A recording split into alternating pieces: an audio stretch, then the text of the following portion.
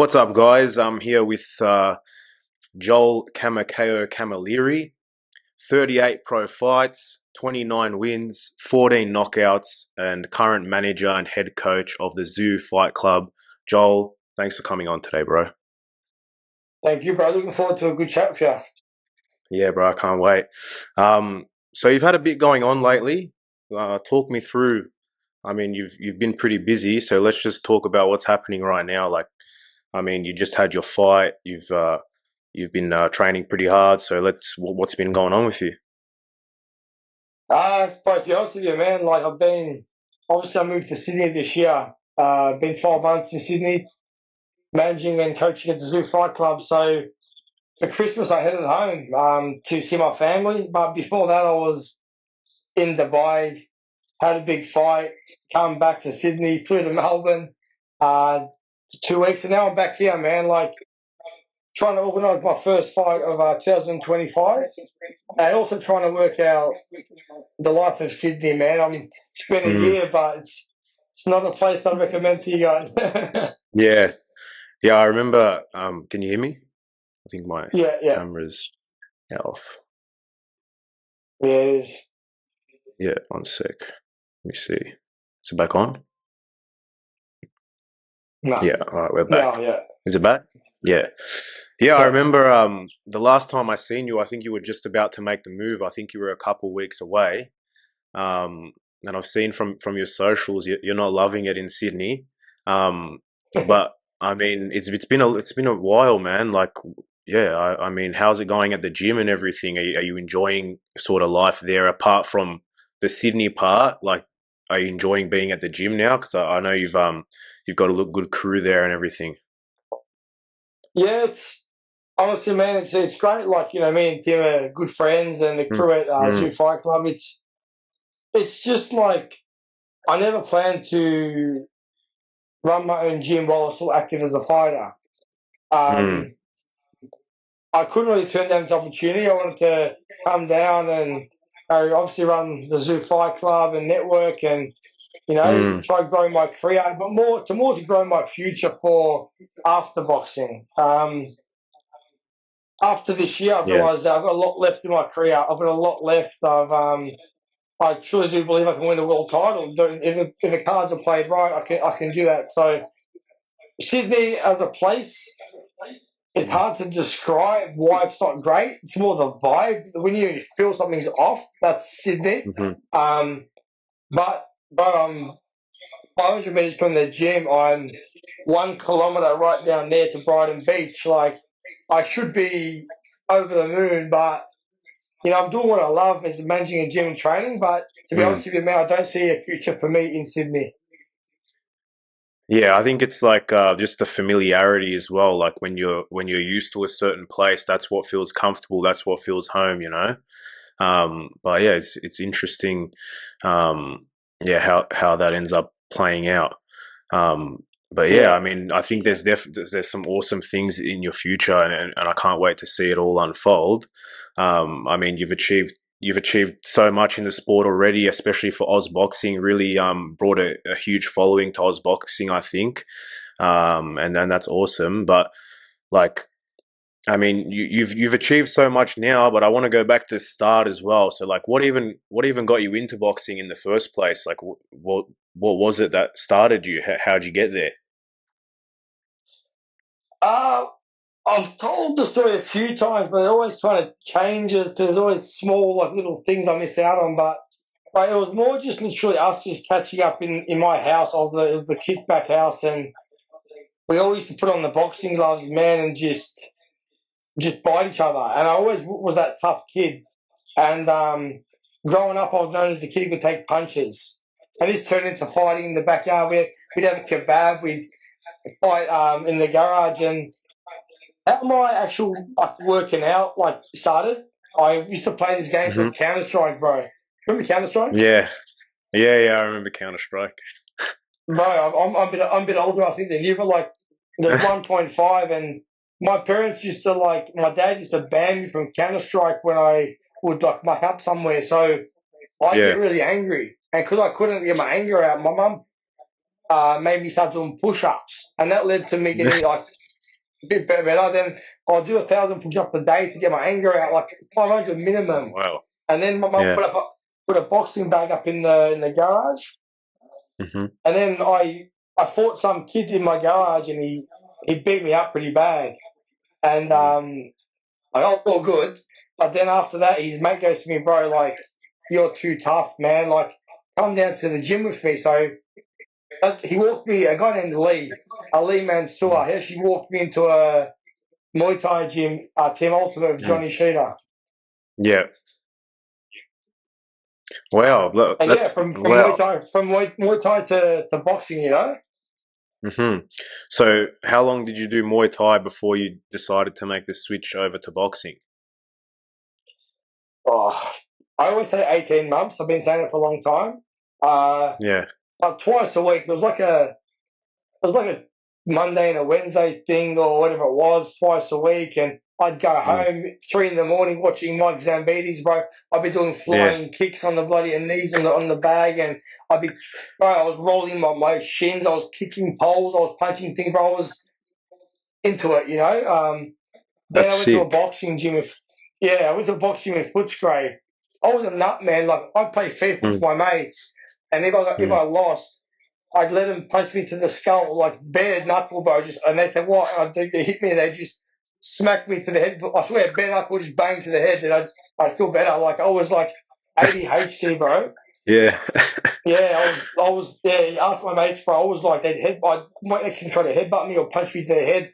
I'd go sprint at 3 in the morning just to get my anger out, you know, like, um, and then I went to a boxing gym, Footscray Youth Club, with Bo Gehring. He's passed away now, rest in Hmm. peace. He passed away in '94. Yeah. Um, Yeah. and I went into a boxing ring, got sparred the first guy after 2 days, and he beat me up. And I go, you know what? I have to learn this. Hmm. And that's Wow. how it Yeah. began. That's awesome, bro. And I mean, there's so much to unpack there. I guess. So like when you first started just sparring with your mates and stuff in the garage, did you ever think like, wow, I really like this and I wish I could do this as a job, or was it just like nothing? You thought nothing more of it than just mucking around with the boys? No, it was more just to prove that I was tough, because I was that real smart kid. Yeah. Like, everyone was like, back in the day, everyone's wagging school, taking drives, smoking in the Mm. back of Mm. bloody my school and whatever. And like, I was Mm. like, never do that. I was too goody, you know. My dad would bash me, Yeah. you know, if I'd done that. Mm. Um, so my way to prove that I was like tough was to be tough, not to smoke, Hmm. not to wag school, not to try to be a mad dog. You know what I mean? I just, Hmm. all right, you want to be tough? Come to mine, we'll Mm. fight. And all the guys that they thought were the tough kids of my year level, I called them all Hmm. out. Like, come to my house. We'll go lunchtime. Like, mate, well, Mm. mates of mine, come to Mm. my house. I'll fight you. I'll fight you one-handed. One-handed. So I fought my brother's mates who were 2 years older than me. I fought the biggest guys in my year level, and I Hmm. beat them all up, man. Like, I just beat them all up, and like, everyone at school thought, like, even the girls, oh, leave Joel alone. He's too, like, you know, he's too innocent. But really, they Yeah. all knew I could bash them all. You know what I mean? So Mm. getting into boxing was, this is my time to prove myself. You know? Yeah. So your origins are sort of in street fighting and in brawling, and yeah, I think that's really interesting as well. And do you think that's sort of translated to your style now? I mean, obviously you've evolved hugely, and you're a great boxer. But do you think that sort of street aspect has had an impact in your style of fighting now? Well, I wasn't really a street fighter, I was, bro. Like, Mm. but I was tough as nails, and we put on gloves and I Yeah. fight anyone. That's how I was. But it Mm. has, because I don't fear. To this day, in my last fight, they counted me, but that was a slip. Like, I haven't been knocked down to the ground. Mm. Bigger bats to the head, that full swing, like, never been dropped in my life. And Mm. my toughness gave me the confidence to go to a boxing gym and spy everyone and get beaten up. But then Mm-hmm. my stubbornness to be great at everything I did, like, I fight, lost my first fight against Sam Madura, him in the amateurs. Mm-hmm. I lost 3 of my first 5 fights in the amateurs, and my best mates were telling me, "But you got to retire, man. You're no good." Like, Mm, so I went. I told my trainer that next week. I said, "I'm going up to 69 kilograms. I'm having half a glass of milk. I'm taking a bite of an orange and spitting it out in the sink to make weight." mm, Like, I went up mm, and I fought 11 more fights and I won 9 of mm. them. So that's when I turned pro, and that's another story. Yeah, well, that's crazy that your friends were kind of telling you to quit and whatever after a few of your losses, and it's like, imagine if you listened to them. Imagine if you did quit, Yeah, I know. then you wouldn't be where you are today. And I mean, I think that's a testament to just trusting yourself and never giving up as well. So, I mean, that's crazy. There's so many people that did give up along the way. I think that could have achieved great things, and I think that's like a lesson in that we should, you know, trust ourselves and trust our gut and persevere even if we take some losses. So I think there's a good lesson in there as well from your I story. don't want to be. I don't want to be that person that I always talk to who's in their 40s and 50s of how good they could have been, how good they could Mm, have been. And that was my big mm, decision when I lost to Tim.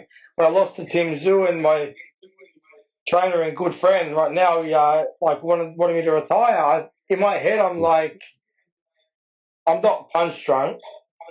mm, I'm not fighting at my best. I'm only mm, 28. I want to know that when I do hang up the gloves, that I've given my all. And this is the big reason why I'm flying to America in 3 weeks to. I'm putting myself out there, but I'm going. I want to fly to. I go to. I'm going to LA.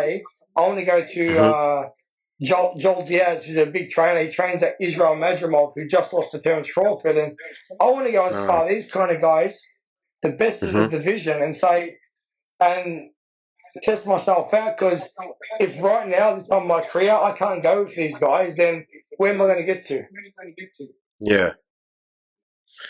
Yeah, well, I think having that sort of level of sparring, I mean, it, with lately, do you always seek out the top level of sparring, or is it just when you're in camp, or like how do you sort of structure your sparring as well?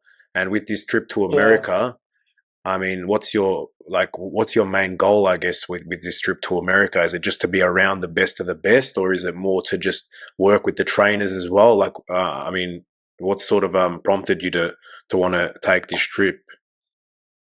Uh, like I was having guys fly up from Melbourne, or I was flying from Melbourne. People come from here and sparring me.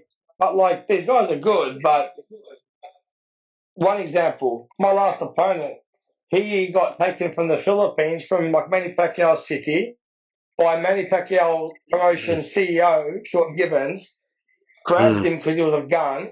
Took him to Vegas. mm, He's in Vegas, bro. He was sparring Caleb Plant. oh wow, I'm sparring. No offense to my teammates and that, like they're yeah, got to be good fighters, but this guy's mm, sparring Caleb Plant to prepare for me. I'm yeah, sparring like the local amateurs and real mm, new kind of pros. Where I was like, you know what? I believe I'm world class, mm-hmm, but you are who you surround yourself with and the level you're at, and you can't always be the best person that you're when you're sparring. You can't be the best person out of them all. You've got to have those spars where you're like, this guy's above me. I've got to close the gap, mm, and that's what America's going to do, man. Like, so many sparring partners over there. Even the guy I fought last, Roger Mindoro, was spending 2 weeks. I'm spending 2 weeks in Vegas with him, sparring him. That guy like can punch like a mule. I'm like, mm. I want to do a lot of rounds with him, go around with the guys at Imagine Mob and that. When I come back, I'm going to level up. Yeah, for sure. I think they'll for sure level you up. And I mean, like you said, you are who you surround yourself with, and how important do you think that is? Like, considering your experience, do you find that you've had the most growth when you're around the best sorts of fighters, or do you find it like as well to be helpful around the maybe less experienced guys? or like are you just in that stage where you just want to be around all killers so you can just take it to the next level type thing?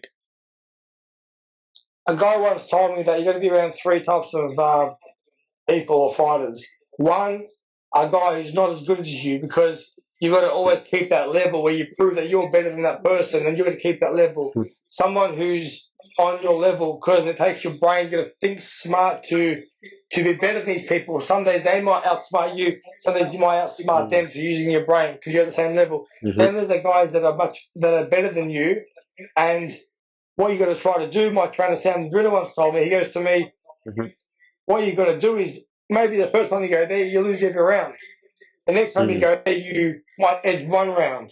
Then you start getting Mm-hmm. better. If you're not seeing growth, you're not learning. So what I want to do is put myself against guys that are better than me, like, or more experienced than me, so I can bridge that gap and eventually be Yeah. the one that they're trying to catch up to, you know? Yeah, for sure, for sure, and that's a really good insight. I think, especially for people listening. Um, I mean, I think in a lot of gyms, sometimes people will either go to one extreme or the other, where they're seeking out the easier targets or they're seeking out the super Yeah. hard targets. Whereas, yeah, having a mixture of both to practice different things with, yeah, I mean that's a really good insight. Um, so let's get back to your career. I mean, in the amateurs, you said you lost your first three, um, and then so you had how many fights before you turned pro? Well, I lost three of my first five amateur fights. I Yeah, had 16 amateur fights. yeah, I'm pretty sure it was 11 wins and five losses. yeah. Nice, nice. And then, Yeah. okay, and then you turned pro. And when you turned pro, like, excuse me, speaking about your debut, Um, what sort of adjustments did you make in the transition from amateur to pro? I mean, it's a bit of a different style and a different way of fighting. So, what sort of adjustments did you think to make when you were coming up to that pro debut, and just generally, how did you feel about moving into the pro circuit? I didn't have much time to think, so I was at the gym. Me and Michael Draft were teammates, and Hmm. he used to not eat before his fights and bloody pop anti-inflammatories. So he had sore hands and ended up in hospital. Mm, And apparently, like, he's on the phone. Like, I think my trainer was on the phone to the promoter saying, "Mate, we kind of like maybe he's fighting. It's yes, I know we're paid for the flights, the visas. He's coming down from Thailand." So um, something came up, and then he goes to my trainer, "You got that guy Joel in your gym?" And Joe goes, "Yeah, Joel might want to turn pro." So he walks out of the room and goes, "Hey, come up." I'm like, "Yeah." He goes, "You want to turn pro in 2 weeks?" I'm like, "What do you mean?" He goes, "Oh, his grappler's down, mate. As far as the pony, it'd be sweet." So I fought 2 weeks after, man. yeah. That's when Wow. I turned pro. I no time to think, just rock up there, you know what I mean? Yeah, so wow, so you took over for Zarafa because he got sick. That's crazy. I didn't know that. Yeah, man. Yeah, yeah, And bro. and you didn't even plan on going pro at like what before that was your plan to like have a few more amateurs and then go pro, or like what was your plan before that, and then like what was going through your head when they gave you that opportunity? No, I turned on the amateurs. I was over him. Like, I had a Mm, fight against a guy, and there's always back and forth about this fight. Uh, mm, and I thought I won the fight. Showed in my corner. But the other guy was like the national champ, blah blah. And it was my first 3 minute fight, 3 by 3 minute rounds. And mm, after the decision, my trainer, one of my cornermen, threw a bloody box of those gloves at the mm, judges, and we walked out. So I was over the amateurs. If you're not one of those guys who rock up with your bloody Victorian suits, the track suits, and stuck up to mm. all the officials and that, they don't like Yeah, you. So I yeah, was exactly.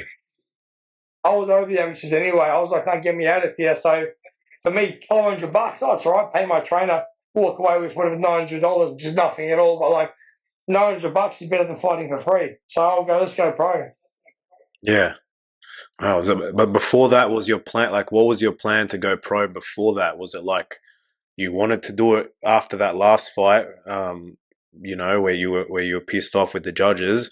Were you in that moment said, "I'm looking for a pro fight," or did you say to, or were you saying to yourself like, "I'm just gonna have a few more and then go pro"? Like the I'm pretty initial sure plan. me and I'm pretty sure me and Daryl Ford, my trainer, discussed turning pro.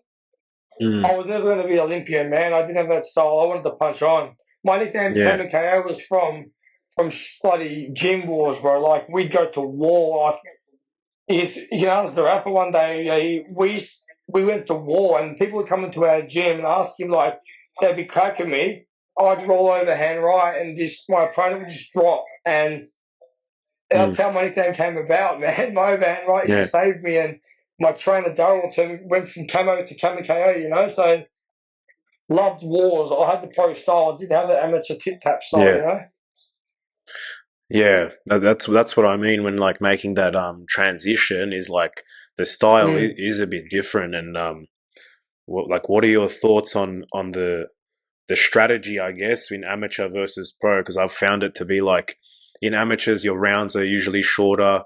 You have to kind of just you go into sort of a frenzy mode where you feel like you have to just punch, punch, punch, punch, and try and land more than the other. But I feel like obviously the little bit of the slower pace in the pro can like give you a little bit more time to strategize and pick your shots and stuff like that. So yeah, talk to me about the differences you've found and sort of why you think that you prefer the pros to the amateurs because I Well, mean people a lot of people don't understand that difference. in my days when I was playing amateur, it was a bloody like four judges sitting around the ring, or three judges, and two out of the three had to press your button at the same split second for you to score a point. So, like, if you Yeah, score 2 points, three judges have to go like twice, and it was like three punches, 1, 2, 3, like you know what I mean. yeah. So I didn't like that style, man. I like kicking back and moving Mm, and strategizing. Now the amateurs have scored 10-9 rounds. It's changed these days, but I I wouldn't want to fight 3 rounds. Like 3 rounds, it sounds short. There's not mm, much time to adjust, but it's a real fast pace. You got to punch, man. Yeah, and you got 3 minute rounds or 2 minute rounds. It's you might tell you right now, bro. You stand up and fucking throw hard punches or 5 punches for 2 minutes. It's a long time, mm, man. mm. So I think the amateurs Yeah, is for sure. much. Yeah, it's a short go, whereas the pros, I don't want to fight nothing less than 8 to 10 rounds these days. Yeah, yeah, and that will give you a lot of time to sort of pick your shots, and I guess yeah, I mean, I think it's a bit more of thinking as well, because you don't feel like you're in a rush, so to speak. Yeah. Yeah. Um. So your pro debut was on 2 weeks' notice. Um. Like, how were your nerves and how is your mindset going into that? Like, were you overthinking it? Were you excited? What were you sort of, how was your mindset leading up to the fight with only 2 weeks notice and going pro? On the outside, I looked confident, but inside, I was shitting myself. I wasn't scared of my opponent, but it was just a nerve kind of thing. But Mm. my balls shriveled like that, bro. Like I was walking out. I was like, bro, it was like I can't Yeah. explain the feeling. I was Yeah. like so nervous, and the first punch I ate from the guy, Mm. it just felt different. It just felt like Mm. getting hit by a club, and I knocked Hmm. him out, but the nerves were real. The nerves were just different. No matter how many fights you have, when you turn pro, it's just different, man. Yeah. And how were you trying to, I guess, comfort yourself in the back? Like, was it just you were just completely losing it in the back, or were you trying to like comfort yourself? And I guess how's that changed from now you've had over 35 fights? How's it changed from like Mm. your first time to like now? How's your mindset going into fights these days? And what do you sort of do to combat your nerves? Well, my last trainer it was Daryl Ford. So my first trainer, my pro trainer. Darryl Ford and Luke Maloney in the corner. Two funny blokes, man. The Glenroy Grubs we were, and we just sit down talking about girls and this and that. And I laugh. Oh, Joel, it's your turn to fight. We just walk out and fight. So um, I still was nervous for the pro fight, but these days, uh, a mindset coach once told me because I get bad stomach issues and that, and on the toilet and get Mm. sick from fights. I barely ever fight 100%. Um, Mm-hmm. and he told me, bro, don't worry about that. He said, when you show up on fight night or to the gym on sparring day, all you promise yourself is that you're going to do your best on the day. You can't do no more. All you can do is your best on the day. Like, the only regrets you're going to have, you don't give your all. When you start backing off and you don't throw your punches and you leave your engine in the tank. So, for myself, by my last, not my last one, but the two fights before that I won against Joel Pavlidis and Wes Kappa, Mm-hmm. bro, Mm-hmm. I was hooked, sick, the flu, towels over my head, steamed water with Vicks and that, bro, like Mm-hmm. sick as a dog, bro. Like, and I just went out there, and as I'm walking out, bro, for the Joel Pavlidis fight, I was literally in the change rooms. I was planning my defeat speech. I was Wow. planning my speech I'm gonna make after I lost the fight. I was done. When I was Mm. walking out to the Adelaide Arena or the stadium, I was like 10, 10 rounds. Just Joel, just do your best. And Mm. that's all I could do, and I won the fight. So that's all, man. Yeah, I mean that's crazy.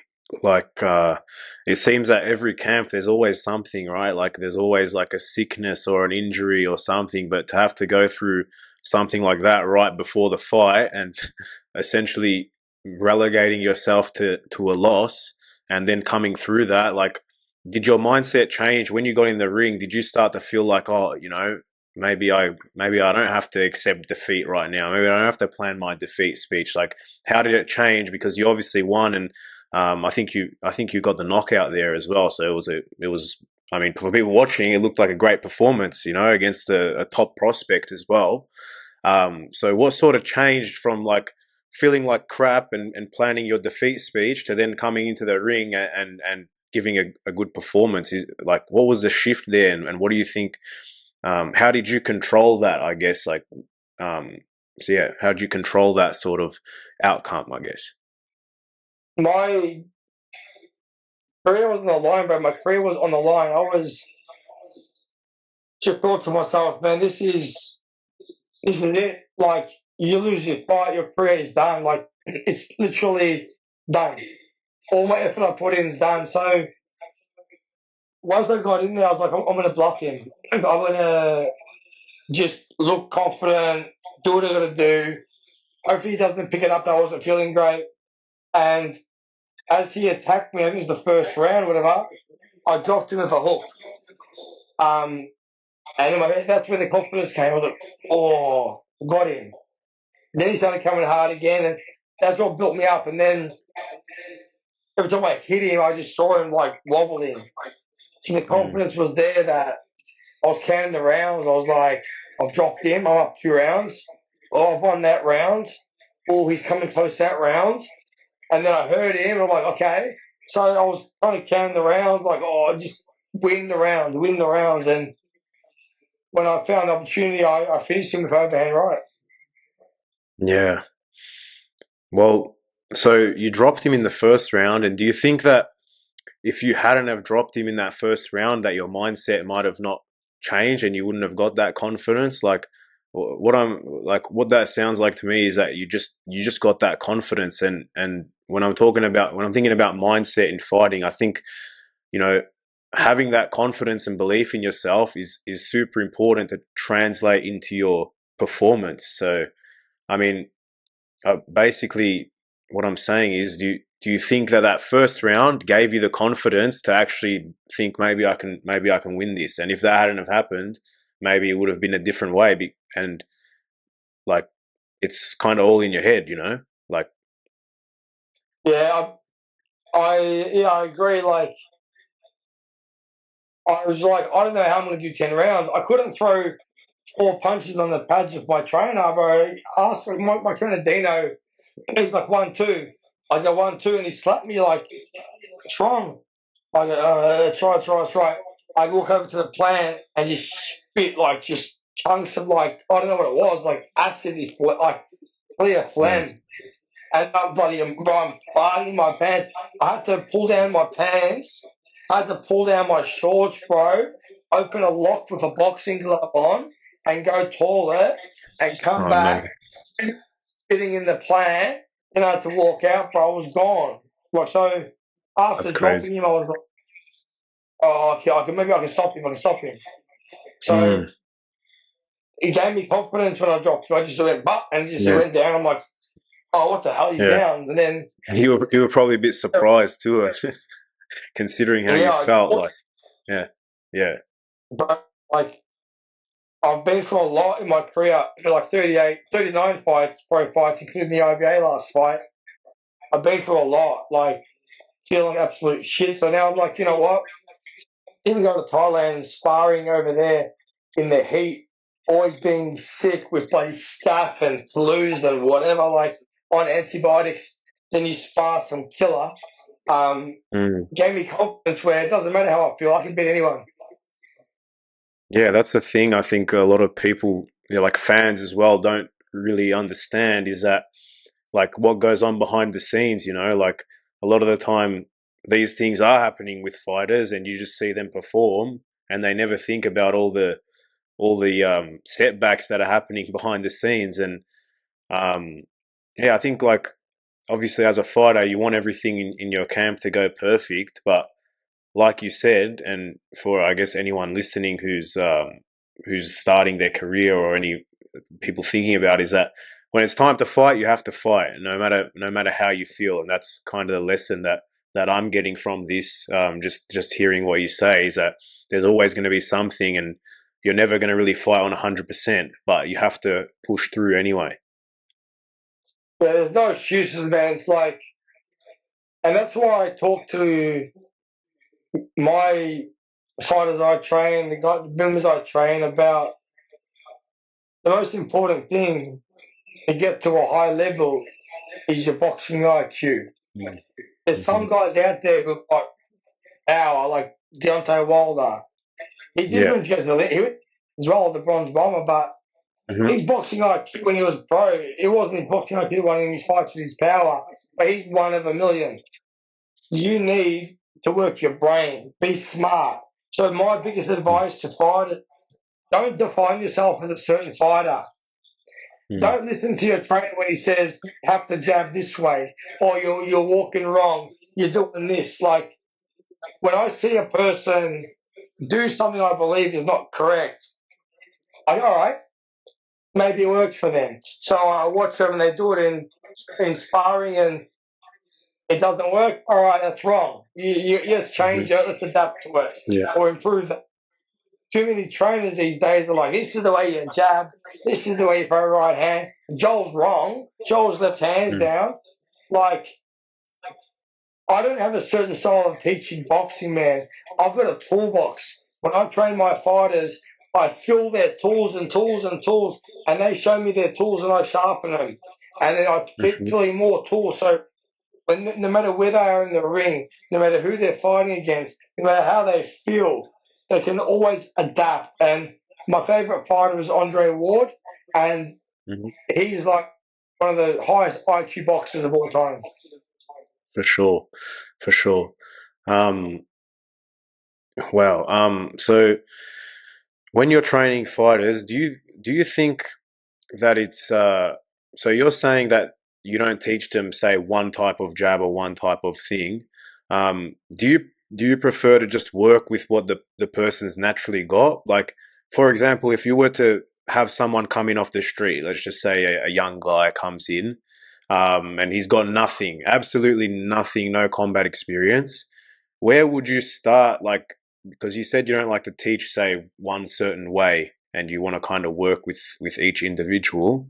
Um, do you think it's better to just work with their natural gifts from the beginning, or is it because I've had a lot of coaches who will teach you like, and this is sort of my style as well, is like the basic fundamentals first, and then you can sort of make it your own. But how, like, what do you think about that sort of thing, wherein you're not teaching a specific type of technique, for maybe, for Now, example?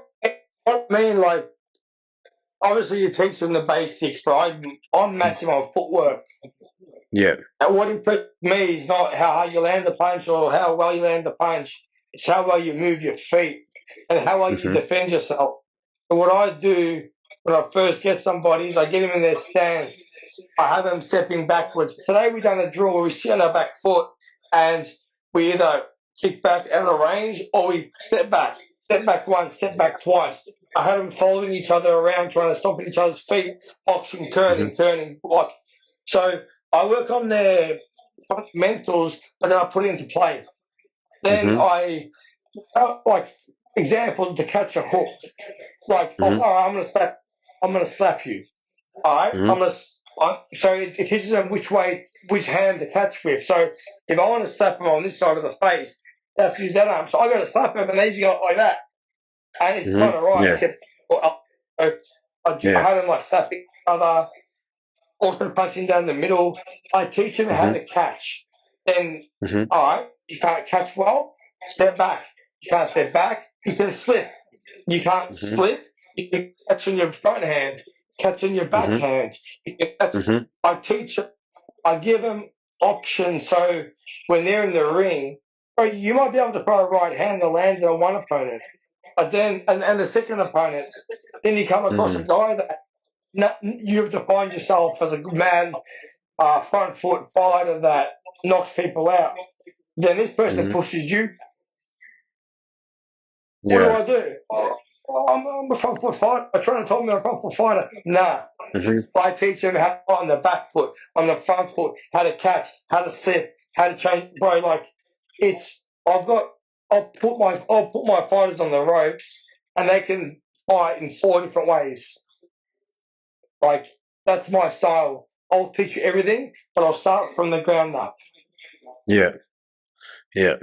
Um, so I like what you said about not having styles. I really like that because obviously you're gonna have the things you revert back to, like your default sort of what you're the best at. But Yeah. adaptability, 100%, I agree, cannot be understated. You have to be able to do it all, and you have to be able to do it all, I guess, in a smart way. You know So yeah, I think. what? I tell people that yes, you're gonna have things you favour, okay, Mm, but your aim is to keep the fight in where you want it to be for the most mhm, amount of time. But if somehow it's in your favourite position or whatever, for 50% of the time, and mhm, the other 50% in their favoured position or whatever, or momentum, you want to make sure that when you're in your favourite position, forward, in close, whatever, you absolutely dominate that position. You're mhm, dominating, and the judges are mhm, seeing that. And when they're in their when they're in their certain range where they're better than you, they might just edge you. So mhm. you really want to spend 60, 70 to 80% of the time in your certain range and where you're comfortable. But if it's 50-50, you still want to beat them by still knowing how to fight at their range, still being pretty Mhm. decent at it. But Mhm. when you're in your range, you absolutely destroy them. Yeah, and like capitalizing on the opportunities. Yeah, that's a Yeah. really good mindset as well. So I want to go back to you mentioned like just as an example, you mentioned the jab, and if they're dropping their left hand on the jab. Um, if you say a new guy comes in, right, and then you see him sparring, and say and he's dropping his left hand on the jab. If he's making it work and he's not getting countered with that, would you allow him to continue that, or would you try and correct it either way? Or would you only try and correct like a problem if it's getting countered, or do you want him to just have the fundamentals no matter whether it's working for him or not, type of thing? Nah, I'll let him know. the technical right way to throw a Mm-hmm. jab and bring it back to the chin. But Yeah. as I said kind of earlier, was if his hands, I've done this today. This is the exact Mm-hmm. drill done today. I said to him, Mm. not if, the worst advice I ever got from somebody was keep your hands up in a 10-round fight. Because I'm like, well, where's the next instruction? How about if I can't keep my hands up? Have you fucking gone 10 rounds and put your hands up before? Try. Like, it's not, you can't. Mm. So, and your hands up sometimes, you're so tense that you actually get hit more Mm. because you're like, don't Yeah. get your hands up. So what I Yeah. done today was, our finisher was they're on the ropes. I throw Mm-hmm. 10 punches at them, 5 with their hands up, and 5 Mm-hmm. using their shoulder. So you can Mm-hmm. literally, you can raise your shoulder just like if you're here, just like that. You can do that, Yeah. or you can rock your shoulder. Like, bro, like you don't need to have your hands up at all times. There's certain positions. Mm. I stress more over controlling distance and Yeah. making sure you're always a threat. So this is your land. The land between you and your opponent is your land. You own that land. Mm. And if they're going to do it, you're going to make them feel threatened. It's like you've got a dog Mm. on your farm and someone trying to walk in Mm-hmm. your farm. You got a massive body Rottweiler. They're saying, no, you get away.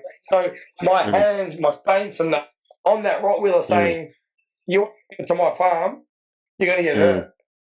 Whereas some people Yeah. just kind of put their hands there. It's like they got a bloody chihuahua fucking looking after their farm. Yeah. You know what I mean? Controlling that space is super important as well. And yeah, it's interesting that you're already. I think it's good that you're teaching already, like a high level of fighting, because I think it's hard to kind of get that in the beginning. You know what I mean? I guess that's why a lot of old school trainers, or like whatever you want to call it, try and want you to do everything the technically right way. Um, Mm. so yeah, I mean, I think it's with awareness as well. Like when you're have that like as much experience as you have, you're obviously very aware of the situation and of the distance between you and your opponent. So Yeah. it's a lot easier to know when to have your hands up and when you can sort of drop them and be safe when you're out of range. So yeah, I think that awareness is a pretty important component as well. And how do you sort of train your guys to be able to have that awareness? Because I think that's something that's a little bit hard to pick up. And I think it could maybe just be from time. But what's your opinion on that? Yeah, it's repetition, repetition. Yeah. So there's self confidence, which is like you talk about something you haven't done before. You talk about something Mm-hmm. that you've watched and you know works for certain people, but you haven't done it yourself before. Okay, like Mm-hmm. someone tells you if you jump off that tree, you might break your leg, but you won't die. But you don't know, you Mm. might die, you don't know, but then you've jumped off it 5 times and you broke your leg 5 times, but you haven't died. Okay, fair enough. I'm going to break my leg Mm. this time. So when I get him in the ring, I get him like, and I don't do like, say we do 1, 2 hook straight. I don't do that shit, man. Because Mm. I do real stuff. How often do you see a guy throw 1, 2 hook straight, slip right hand in a fight? Like, bro, it doesn't happen. I teach them, all right, for the 1, 2, this might come back at you. All right, Mm-hmm. so I teach it from both sides. I teach it from the attack and defense aspect. Then how I get them training is I'll put them in the position, okay, this is how you catch the jab. So today we did, all right, guys, you're going to catch the 1, 2 hook rip. One person's going to throw the 1, 2 hook rip. One person's going to just catch it. But we done it at the start a few times, few times, few times. Now the 1, 2 hook rip is going to be the main combination. In between it, I want you guys to be throwing the jabs, the straight. Don't show them so they don't know when you're going to throw it. You throw it when you want to Mm. throw it. Too many Yeah. people like, all right, guys, this whole round you're going to throw the 1, 2 hook straight. Then it's, all right, this whole round you're going to throw the 1, 2 uppercut rip. But they don't go, okay, this round we're going to throw the 1-2 hook straight. And then, all right, guys, the 1-2 hook straight is the main thing we want to throw. But in between, to let them get comfortable, throw the jab, throw the right hand, go to the body, throw the rip. That's how I train my fighters. It's not predictable. Mm-hmm. Yeah, and I find those reactionary drills where it's more natural and it's more realistic to be a lot more beneficial for people and for myself in my own training than like the classic 1-2 hook whatever. Like when I was young and when I started training, the gym I was at in the beginning done a lot of pad work, and I found that I looked mad on the pads, and then when I went to spar, I get bashed, you know. So Oh, that's why the those. worst, go Sorry. on. Yeah, that's why like I found that when I went to another gym with Cal Stanbrook, who's an awesome trainer from Collingwood Boxing Club, his classes were like realistic Cal Bryant. drills, reactionary stuff. Sorry. Cal Bryant. Cal Bryant. Yeah, Cal Bryant, sorry. Yeah, Yeah. so his drills were different, and I was at the start, I was like, man, this is boring, I want to hit pads and stuff. But then after I seen the Yeah. development and I seen like just in a few months, I think I improved like double. So that's like sort of leading into my next question for you is that what sort of methods do you think are the best for developing that skill? And um what level of importance I guess would you place on it, like for example shadow boxing, bag work, pad work, partner drills, sparring, stuff like that?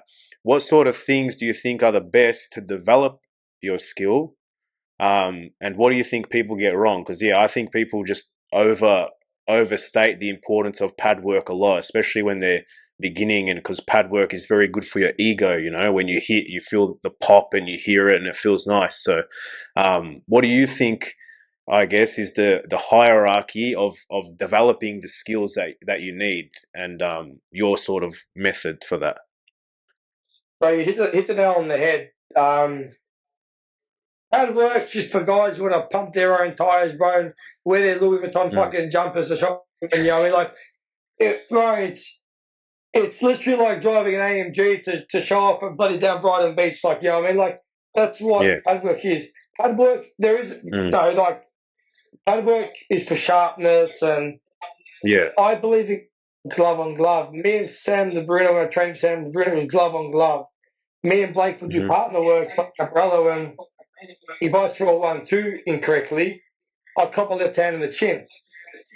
So I believe what's very important, shadowboxing is important. Why? Because you do miss a lot of punches. So shadowbox lightly, Mm-hmm. sometimes try to omit. So I teach myself that when I make a mistake, how to adapt without getting hit. Because I believe it's not completely a mistake if you're not getting hit after it, okay? Mm-hmm. Then I do glove on glove. When I train people, I don't jab here, jab here. No. Jab me there. Oh, there. Not here. And then for the right hand here. It's like Yeah. jab there, jab me there, put the right hand there, put the rip there, put it straight down there, put uppercut here. Mm. And I'm going to Mm. catch it as pro at it. I know how to catch it, so I'm going to catch a pro at. I'm going to teach my students how to catch these punches first. Then when they do partner work with each other, they practice it. Then Mm-hmm. sometimes I have like rounds where I say, guys, you've got 3 rounds. I'm not telling you what to do. You're gonna speak to your partner and you're gonna say, Joel, man, like, how do I catch the rip after the hook? Do I step back? Do I do this? So they work out what they're not comfortable with. Once they find Mm-hmm. that, they work on that. And it's not on the pads, it's getting punched. Not hard, Mm-hmm. Yeah. controlled. But then when Yeah. they feel comfortable, guys, you have to punch at the pace and strength and power that makes the person think, I can't just counter this without getting hurt. Yeah. You need people to start off doing basic stuff, but then when I add the counters, it's, bro, you throw your 1-2 hard, that if they try to counter in between, they're going to get hit. They wear mouth guards and that, but it has to be done. I don't lie to nobody, man. I've got a girl who fought after 4 weeks notice, bro. Never fought in her life. She's jumped in against some bloody boxer in multiple fights, and she destroyed the girl. She got the decision was against her. And even the officials were saying, your girl dominated. Bro, this girl, all I taught her was the basics of controlling distance, tapping, moving, controlling their hands. Or like, and move, spank, move, punch, go. Like, these are the important things on a winning fight for the smarts, not this 1-2 hook, right? 1-2 hook, 1-2 hook, right? That's all bullshit, man. Yeah, yeah. I find those sort of intangible aspects of fighting, a lot of coaches will miss because they're just trying to get through the session, and they're not actually creating the drills to get those intangible aspects. And for me, those intangible aspects are more like ring control, so your position in the ring, like your distance management and your feints, and all of these sort of they're more theoretical aspects of the fighting rather than the physical aspects, I guess. So yeah, I But think. punching in Sorry. between punches, punching in between Yeah. punches, like, so a person's combinations only finish if you let them. So when a person throws like 1-2 hook, after they throw the one, if you jab them to the chest or you jab in between their shot, they don't finish their combo. Like, Yeah. there's these kind of things people. So I come to the gym not really with a plan. I've kind of like a rough general idea. Then I look at somebody training or like shadowboxing or doing bag work, and I go, these guys don't even have balance. Today we're working on Yeah. balance, so that's helping people. Yeah. Um, yeah, and then with what you said about sometimes you're going to miss punches, I mean, like I've been practicing that lately because I noticed that the main times when I'm falling out of position or getting countered is when you miss a punch and you've overextended on that. And I think I've seen like the best boxers right now, like for example, just Bivol as an example, whenever he throws any punch, even if he misses that punch, he never falls out of position. So like a drill I've been doing lately is if I'm on the bag, I'll intentionally throw a punch with 100% power and miss the punch and then try and come back with something that'll land. So then you can learn what your body is doing in that moment and stop it from sort of overextending. So I mean, yeah, you've hit the nail on the head as well with all of that, and I think yeah, the success will show in your fighters because yeah, I mean the amount of effort you put into your teaching is clear, and I'll say one thing. I'll say one thing. Okay, the first thing I teach my fighters is not just their stance. That's the first thing, their stance. The second thing I want to test out with them is how fast they can regain their stance when they lose their stance. So your attack has got to be, your defense has to be as fast as your attack. So when you're hitting the bag, you have to be able to slip and dodge and move as well. So I work on them like being fast. So what I do is like I put them in the wrong position. I cross their legs and I say, all right, 1-2, throw 1-2, and they cut 1-2. So they got to adjust their feet, throw 1-2. Some yeah, are real slow. They're like, and then they throw the 1-2. Some. yeah, So one thing I'll tell you right now about what you're saying about when you miss the punch and you come back to something else. That's one thing. What I do is when I throw the 1-2 and I overreach, I think to myself, okay, what punches can they land right now, and how can I avoid that? So I'll go yeah, 1-2. All right, the left king on me up, I'll drop, turn, go in close, grab the person. Like I work Mm-hmm. on, as I mentioned before, it's only a mistake if you get hit. Mm-hmm. What makes it? You Yeah. might have overstepped, but you can come back. So I might go 1-2, miss, 1-2, miss, and the next one I'll purposely throw 1-2-3. But Yeah. when I actually throw when I throw one and I swing, I can't come back with Yeah. nothing. All right, Yeah. what can they punch me with?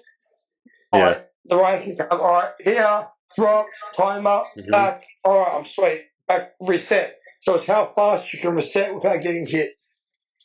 Yeah, for sure.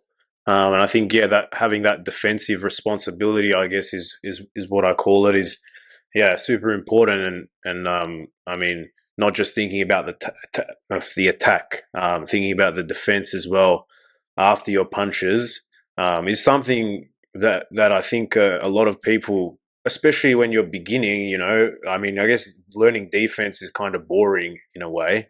It's not it's not as rewarding as punching someone and getting that feeling like, yes, I landed a nice punch. So yeah, I think it's missed in a lot of fighters, and a lot of coaches as well forget to teach it. Um, just based off my own experience, obviously I can't speak for everyone. Um, Yeah. but yeah, so the fact that you're aware of that is awesome too, and that you're showing your students that. And I find that, like, in a lot of boxing gyms, especially like in Australia, it's not as advanced as it is in other parts of the world.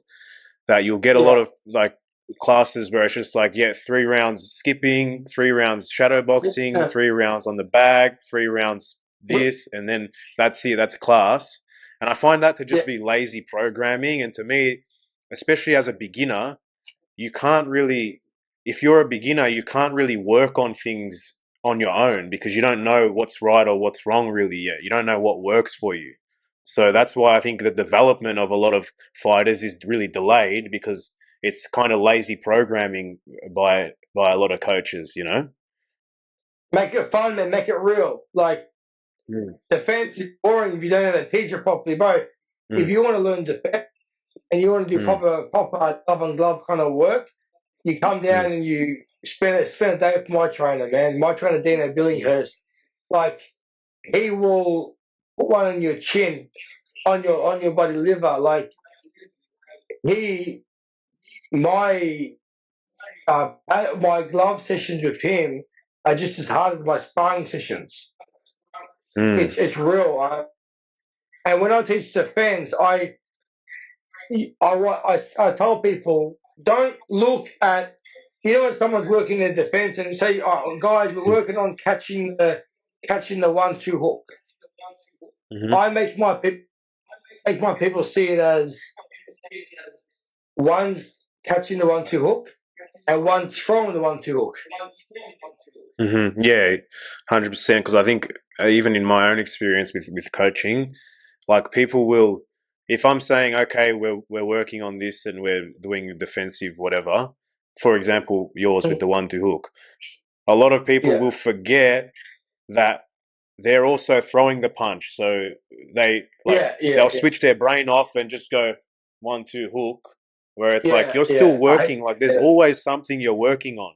Like, you're always working, whether or not the main focus of the drill is on your partner for that portion Yeah. of it, or whether it's on you. Like, you're always working on something. So I think, Bro, I'm be 100%. sweat, bro, man, bro.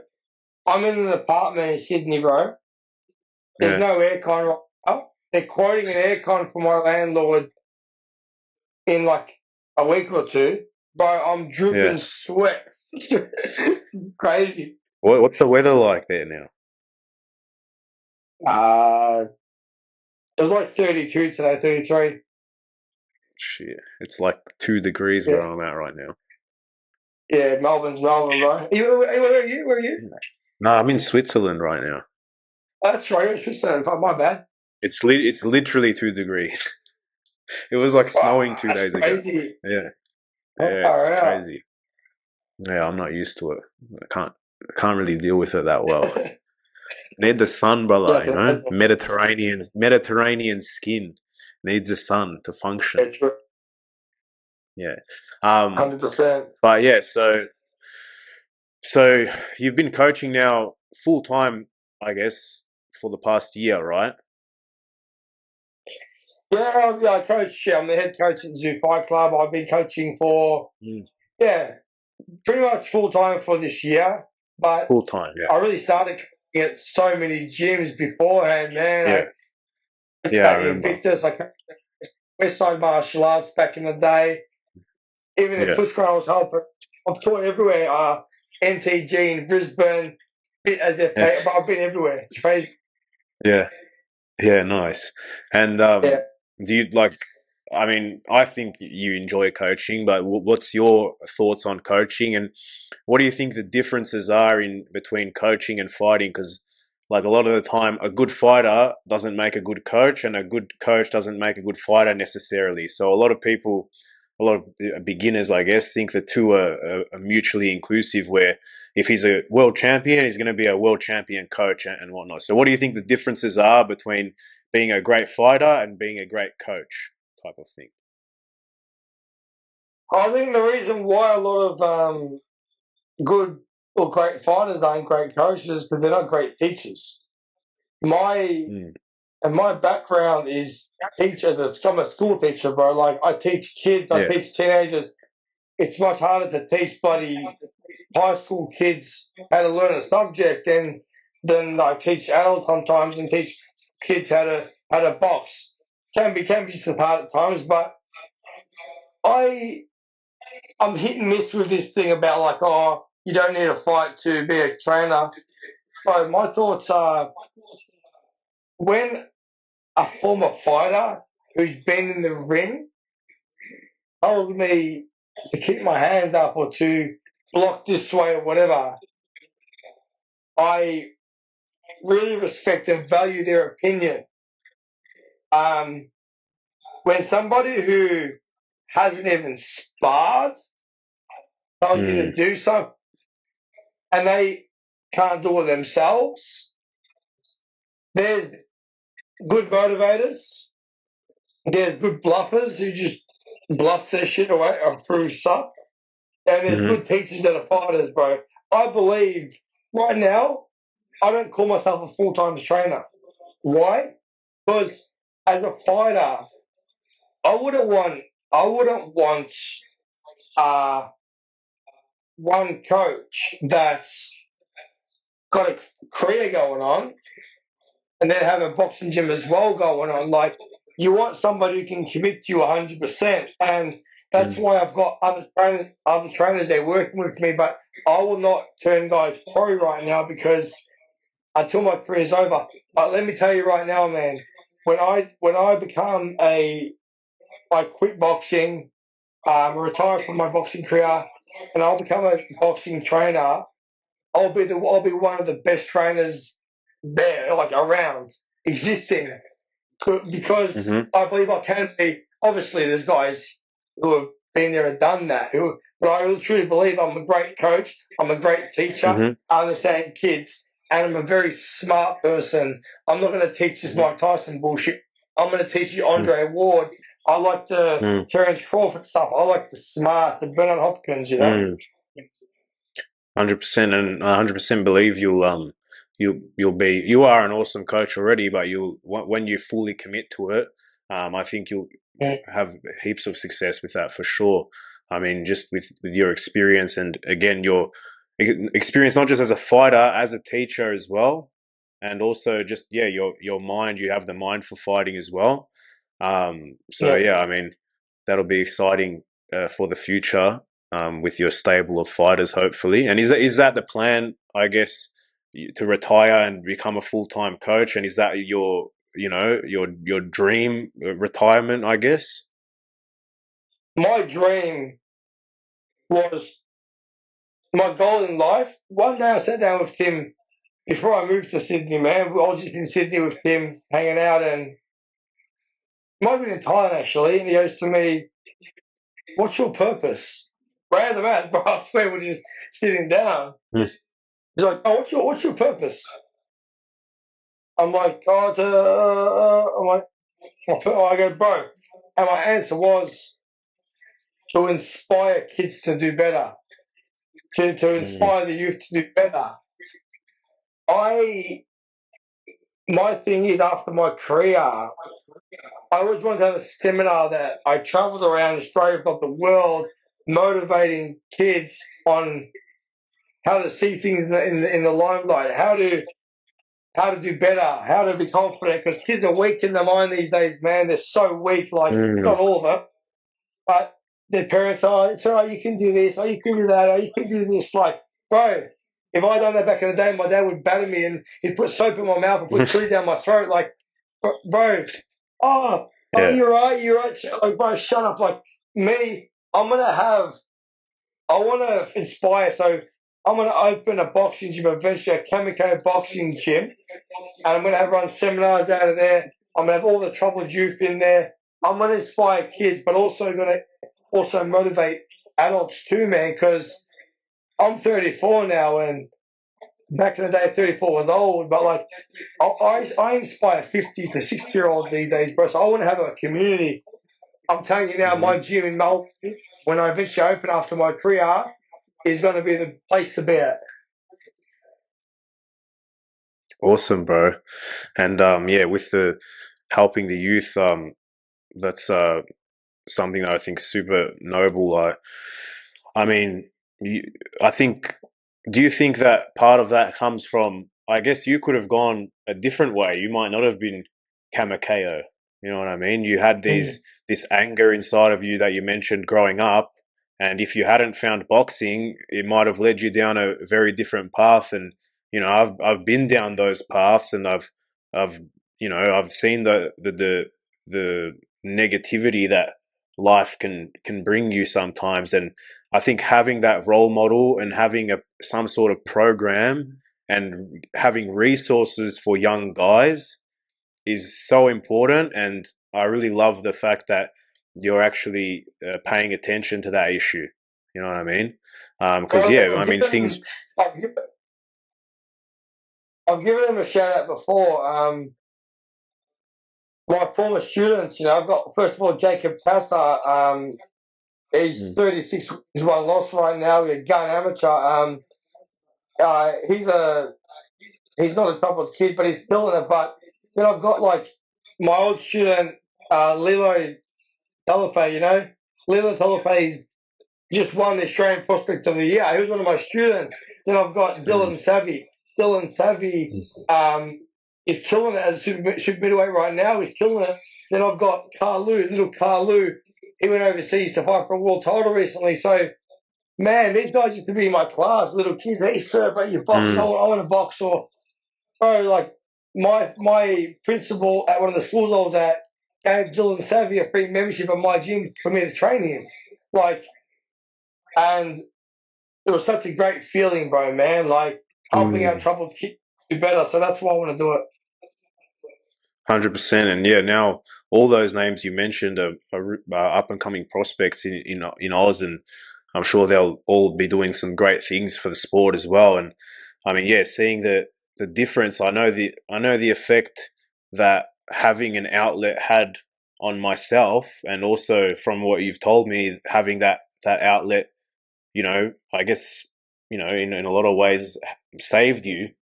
I guess, like if you had have taken your anger out somewhere else, it might have been a different story. So, yeah, I think it's so important, and it's awesome to see the changes in young guys when they stick with it, and the discipline that it brings um, is like is something that I think is valuable for everyone. If we look after if we look after these guys and give them something to work towards, then it can change their futures. You know what?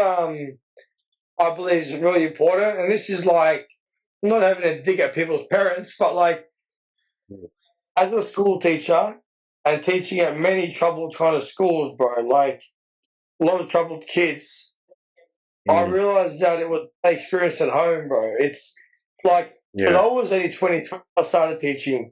I walked into a classroom Mm. with like 17, 18-year-olds, bro, and they're answering me back, and I was like defensive. I'm like, are they trying to put on me? I'm like, I actually said to a kid, I looked him in the eyes and I go, he was being trying to be cool in front of these girls and that, and he was like trying to be like, above me. I was like, I was 23, man. Like I wasn't getting much Mm. around with. So I looked him in the eyes and I go, "Hey, you trying to put on me?" And he froze. But he froze. Like, and in my head, I'm like, bro, this guy's 17 years old. Like, what am I doing? Like, Like, and relax. yeah. So I called him to the side and chat to him and whatever, made sure it was all good. And what I Mm. realized was the kids who didn't respect teachers and didn't respect my word before they knew me, it all was from home.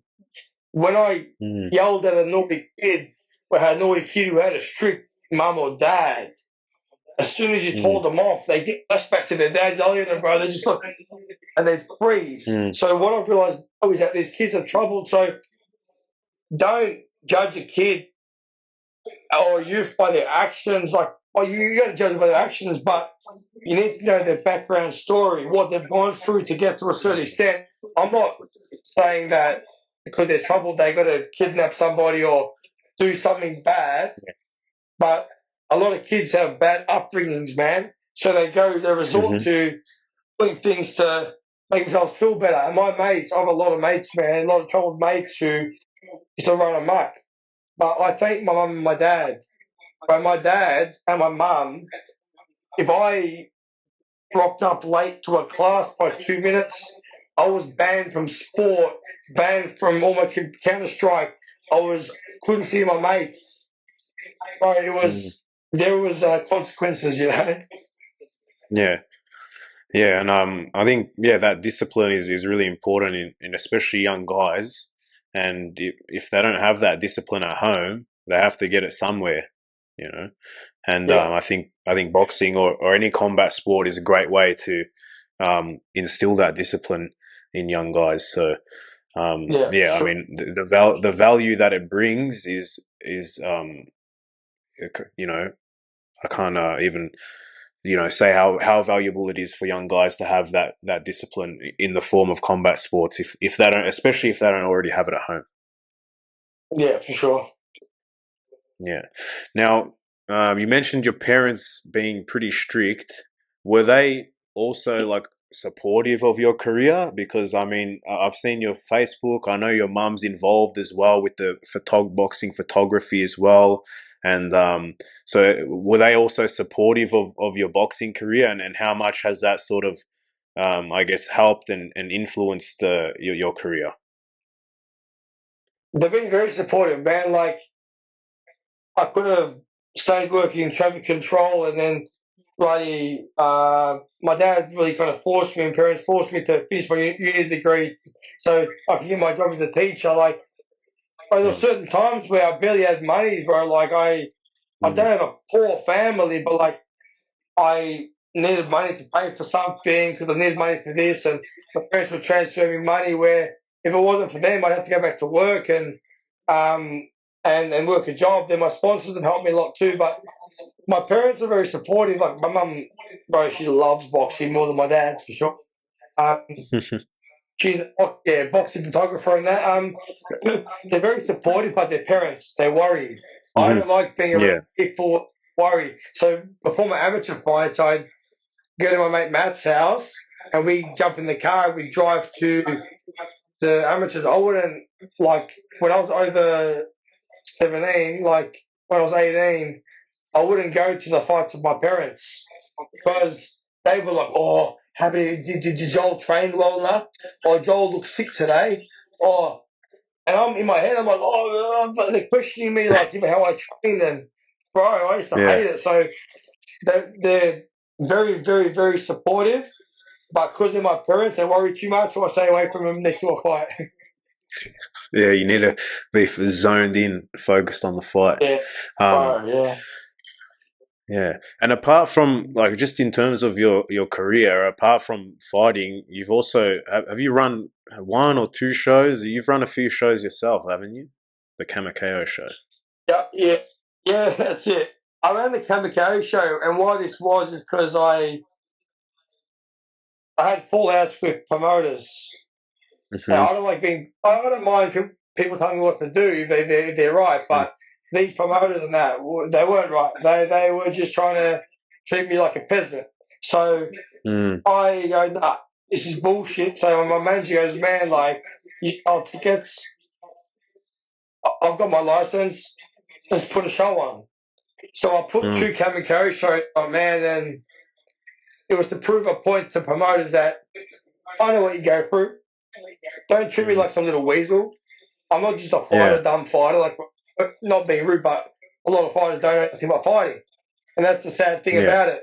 When you're a fighter, you've got to know, you don't need to know, but I want to know how to manage a fighter, how to match make, how much it costs to promote it, to put on the show. So why I am required to sell so many tickets. I know the catering costs of the table, the higher security, the ring, the officials. Bro, I know it all. The lighting, bro, the venue hire, bro. Like, I've learned all this stuff, and by putting on my shows, now when promoters turn to me and say, "Oh, we're paying you this much," no. I'm going to cover my costs. I'm getting paid that much, not in a rude way, but like, this is what I'm doing. You've got a good fighter on your show. I'm going to sell tickets. It's not going to cost you a cent. Yeah. And I'm getting paid this much. It's yes or no. No. See you later. Yeah. I mean, at the end of the day, professional boxing is a business, so that's why I wanted to talk to you about also the business aspect, because I know you also have a lot of experience on the business side with running your own shows and with, having great management around you as well. So I guess, what did you learn? What were the main things you learned from running your own show? I've heard from a lot of people that it can be very lucrative, and it also cannot be. So how did you go with your show, and did you enjoy putting that together, and what was the sort of feelings and lessons around that? My biggest advice to people wanting to run a show who don't really know how to run a show is don't fucking do it. Don't do it. I don't regret running it. Like, I didn't make money out of it, to be honest with you. Like, because fighters would pull out last minute. Fighters would say they're going to sell this tickets, but bro, I had people who sold like a couple of tickets and their fight cost 12 grand. So I lost 11 grand, $800 off one fight. Like, there goes that 11, 8 I could have been in my pocket, like, I learned the costs of opponents. I learned all the costs involved and the stresses of running a promotion. Will I put another show on? Maybe I will. The right sponsors and support, I will. When I have my own gym, I will put up shows. But just know, people out there and fighters out there, you got to understand. If, say, you're from Melbourne and you want to fight, you want to get paid even $2,000, and you want to fight some guy from New South Wales who wants to get paid $5,000, that's $7,000 already for just fight purses. Then there's the flights, the 2 or 3 return flights from their state. Then there's the hotel rooms. Then there's the per diems, the food money. Yeah, there's all these things. Then there's the cost of the promotion as well. Like, their fight may cost, just a local kind of fight with a guy from interstate, might be a 10 grand fight. Then you've gone and I sold 50 tickets at $100. That's 5 grand. If it's general tickets, there's tables, there's also catering. But if you sell 50 generals at $100, you've made 5 grand for the promoter. Like, the fight's costing him 10 grand. So he's pretty much said, "Hey, bro, have a fight," but he's also 5 grand extra on top that I'm going to lose. Yeah. Yeah, so I guess that puts promoters in a bit of a tough situation as well. That's why my advice when I give to fighters is, 1, build your bloody network and be able to sell enough to cover your fight. 2, but you see the balloons on my thing right now? Yeah. That's right. 2 would be to, if you can't sell, try to sign to a promoter for a certain amount of time, maximum of 12 months, say, for example, with them having to give you at least 3 or 4 fights for the year. Because what promoters can do is they can sign you for a 12-month contract, but it doesn't say how many fights they're going to give you. So they give you 1 fight and leave you on the sideline for the whole year.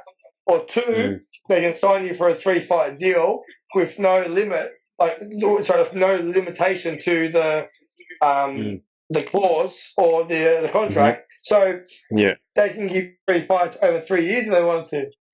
So 1, sell tickets. 2, sign for promoter.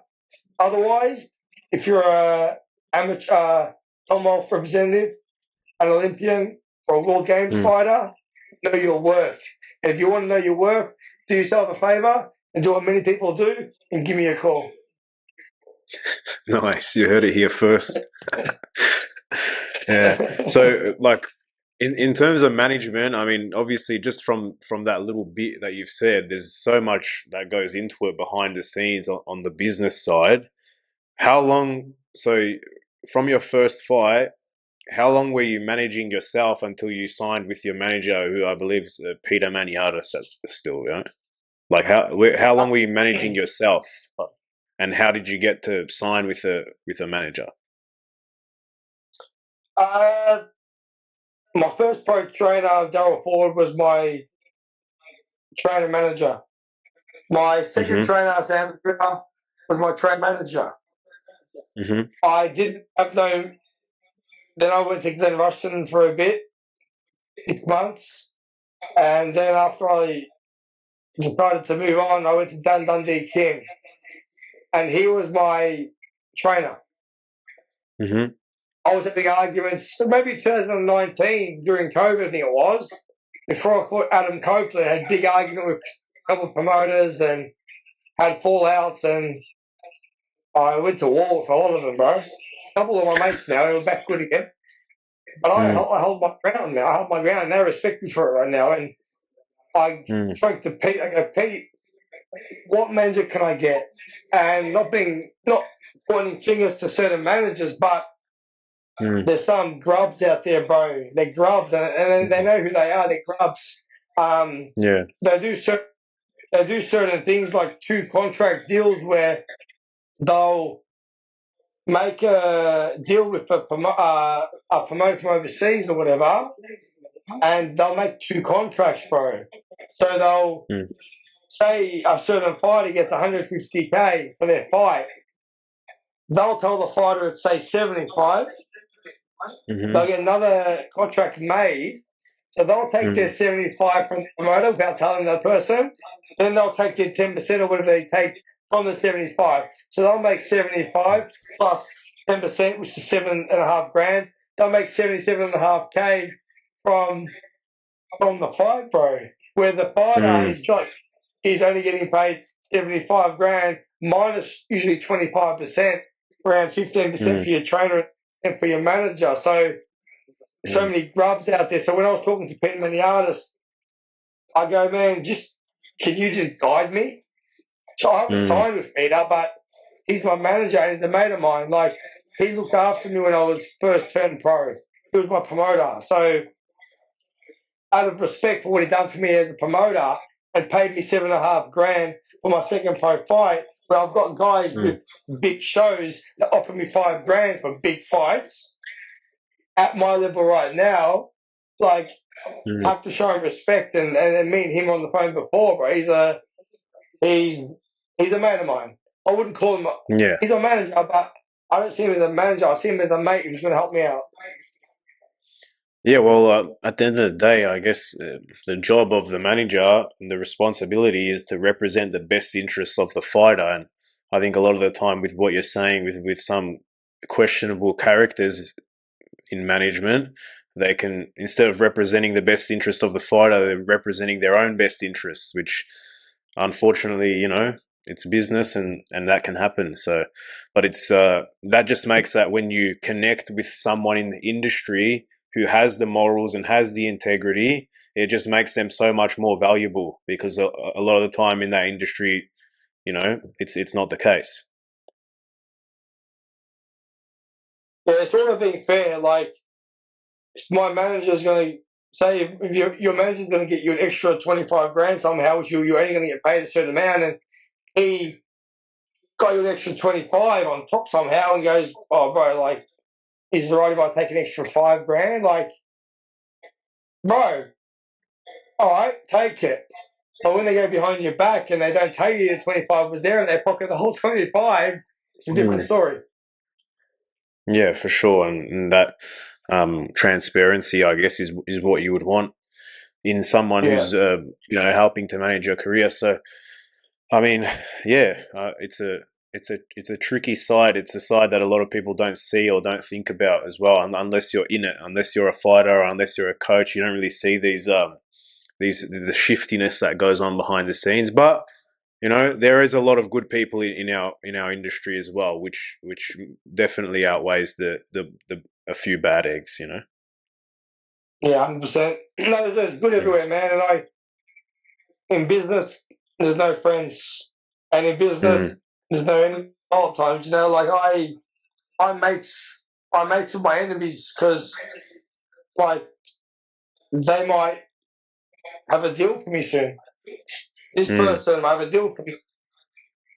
I'm at the point in my career where I don't need to burn bridges. I don't need enemies, bro. I don't see anyone as an enemy. To be honest with you, I don't. Mm. Like, if you're a promoter and you want to work with me, you give me the contract, we negotiate, we come to agreement, I shake your hand, we're all good. Mm. Yeah. I mean, there's just so much to it, isn't there? And I mean,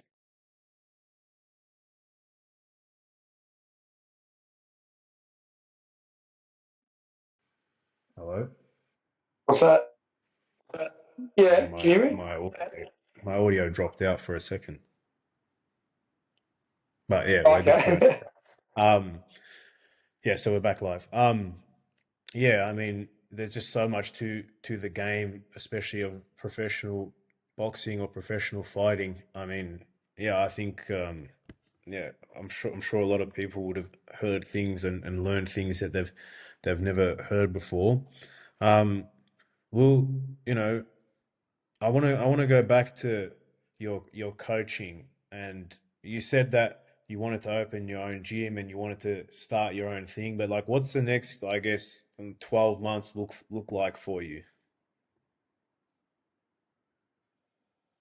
You know what, man? I don't know. I don't know. Like, I'm in talks few things right now. Can't really say right now just because Mm. uh, there's been no agreements made just yet. So, but to be honest with you, bro, what's my future look like in the next 24 to 36 months? Is more realistic. I see my future in Melbourne. Mm-hmm. If I was going to live in another state, it'd be Queensland. It wouldn't be New South Wales. Mm-hmm. Sydney's the worst probably place I've ever lived.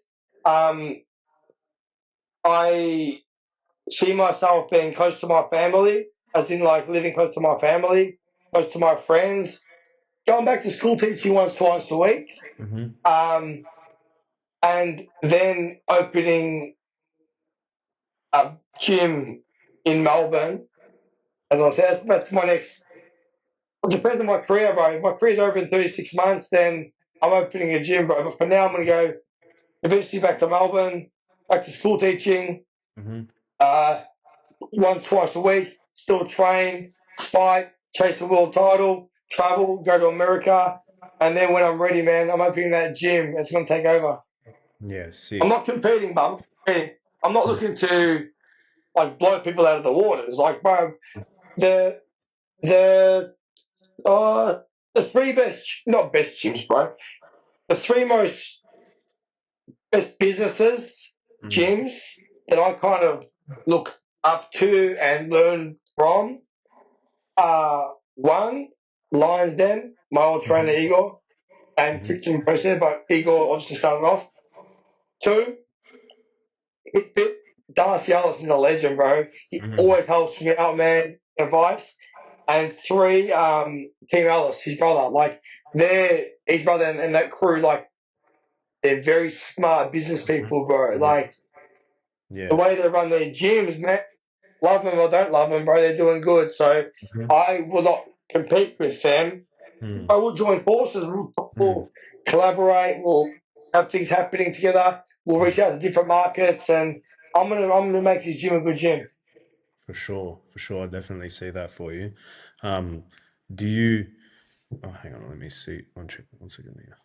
Yeah, I was going to say, um, so with the business, you just mentioned the three best, I guess, business side of gyms. They also got quality training as well, don't get me wrong, but I mean, sometimes it's Yeah, difficult to balance the quality of your training with actually making money because a lot of the time getting good at boxing or getting good at any combat sport is not the most easiest or even funnest thing to do. True, because like it's difficult. It's no, one of the hardest things to do in the world. So a lot of the time that doesn't yeah. necessarily translate to money because people quit, drop off, and stuff like that. So I mean, balancing the um, the business versus the actual quality training side. How do you think of doing that? Because it's something that I've always tried to think of, like how you can get both the best of both worlds. Uh, you know what? I always wanted to do things myself and on my own and whatever, but it's important to have a great team. And Hmm. if that means giving a percentage of your gym to another person you really trust with your life, but also it's in that like so I might be the boxing brain. I might Hmm. be this. I'm pretty good business, like decent at business sort of, but not. I'm not the best businessman. I'm a good talker. I'm going to bring people in. I'm a good networker, and I'm a good boxer. What I would like to do, what I recommend for other guys who are good at boxing to do, is get somebody who knows the marketing side and the social side, like that kind of stuff. Hmm. Get them on board to have a percentage in the gym, so they feel that when they're growing the gym, they're growing with it. Okay. Then the best ways to do, man, the future's the kids. The kids are the future. So what Hmm. what you've got to do is one, first of all, you've got to hit up the schools. You've got to, I'm a school teacher. For me, it's easier, bro. Man, I can go to schools and teach and Yeah. make contacts and sporting clubs, schools, Hmm. proper training. My background in boxing is going to bring people in. My Hmm. experience of training people is going to bring people in. And then you've got to make it fun for them. So you've got to have two aspects. You know, the aspect where it's like there's a boxer size kind of fun kind of thing, but you're still learning how to box. Then Hmm. there's the guys who are wanting to go pro, wanting Hmm. to find amateur. You can't do it yourself. Yeah. But but then there's like, who do I trust? Mm. Who do I trust? When I go back to Melbourne, bro, those I have people there who I can give them a call when I'm in bloody Kenya, and I'll say, hey, bro, need your help, and they'll fly to Kenya with no questions asked. All Mm. right, so you need one of those people with you who, like, I'm going to fly around doing seminars in different countries and different gyms and running boxing and things and that different gyms. When I'm away, I need that person that if I put them next to a till, a till of $5,000, when I come back, there's going to be six. Mm. Yeah, for sure. And having that team around you, I mean, really important, and having people you can trust. I mean, it's hard to find, but it sounds like you've, got some of those people around you. And yeah, I mean, I wish you nothing but success. And if it does happen, and when it does happen, I can't wait to come check it out as well when I come back. I want to give a big shout out to Darcy Ellis one, Hmm. Igor Posev, my old trainer two, and my Hmm. old trainer Dundee Kid, and like these three are gun boxing businessmen and great blokes. And Hmm. bro, if you want any advice on running a gym, besides asking me, bro, get in contact with Igor, Dundee, or Darcy Ellis. These guys are legends, bro. Yeah, well, it'd be awesome to have all those guys on the show. I mean, I've followed them all for a while, and yeah, hopefully in the future I might even have them on the show if they'll want that, and it'd be awesome to be able to pick Yeah, their brains as well. for sure. They're almost legends in the Oz boxing gym scene, you know, especially. Yeah, I Yeah. mean, it'd be awesome to sit down with them. Um, but I mean, man, there's so many exciting things going on with you, business wise, personal wise. What about the fights? When's the next one? How many are left? You know, you said a couple years left. What's the goal with your fighting now? Like, well, how many? What do you think's the future holds for you? The next 12 months is You very mentioned world important. And titles. Yeah. this next fight, we're looking in the opponent right now, and we're looking in number one fighter from an African country who's a 2 to 2.5 star, around 150, top 200 in the world, undefeated right now, youngster. Still going to cost me bloody, if I'm going to get paid, I'm going to sell about 40, 50 grand of tickets to cover him. Yeah. But once I get this win, the only guys in Australia who are worth fighting, okay? One is Michael's Rafa. We talk all the time now. Hmm.